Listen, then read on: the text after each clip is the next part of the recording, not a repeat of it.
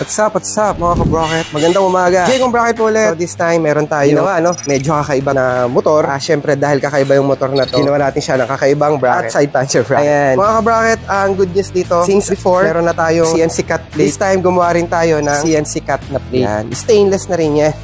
Before, di ba, mapapamaalala ninyo, pag na-order kayo sa amin ng stainless na bracket, wala tayong CNC cut plate. Gaya niyan. Pero this time, cut na rin tayo ng stainless, pero siyempre, medyo pricey lang din.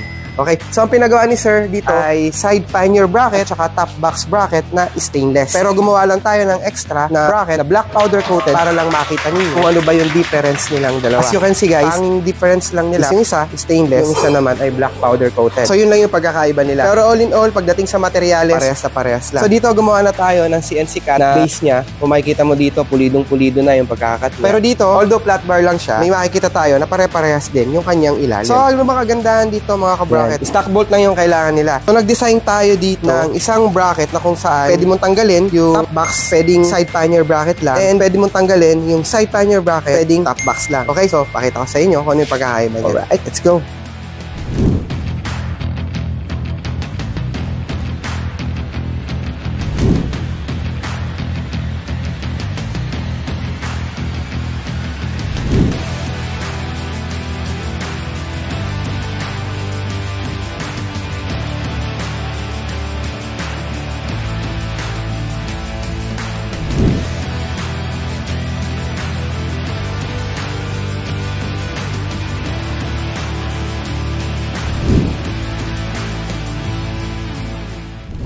So, nabanggit ko sa inyo kanina, so independently, pwede mo may kabit yung side pannier bracket or yung top box bracket. So, ibig sabihin, kung ayaw mo nang merong side pannier bracket, pwede mong kabit is top box lang. O, halimbawa, other way around, ayaw mo naman top box, pwede side pannier bracket lang. So, ganun ka-flexible yung ginawa natin para naman kung ano yung gusto ni customer dating sa kanyang luggage is masusundan pa rin. So, ulitin ko, pwede to, ang color variation niya is bakal na powder coated. So, this time, ang order lang kasi, or yung gusto lang ni client or ni customer is yung stainless. Siguro, pakita ko muna kung paano ba natin kakabit si side pannier bracket lang. At nang makita ninyo kung ano ba yung tsura niya, dito nakakabit sa Moto Morini. Let's go!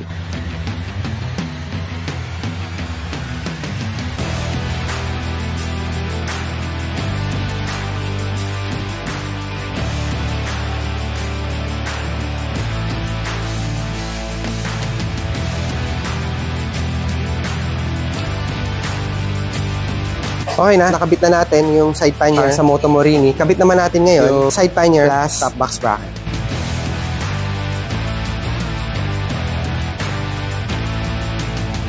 So, na-install na natin yung ating top box bracket na stainless at saka side pannier bracket. So, syempre, subukan din natin kung matibay yung boat na yan. So, tingnan natin kung sayad siya dito. Okay. Hindi, di ba? Malayo pa. So, ang kagandahan kasi nilakihan natin yun. Hindi na talaga siya sasayad sa gulong. Okay. So, side pannier lang. Kasi mukhang matibay side pannier. Nagkakakarga ka ba sa bracket? Okay. Okay na. So, goods na goods. Moto Morini. Sa Meizu 6 1/2 STR 650. Kung ano man tawag sa'yo. Done na. Take on bracket project. Alright.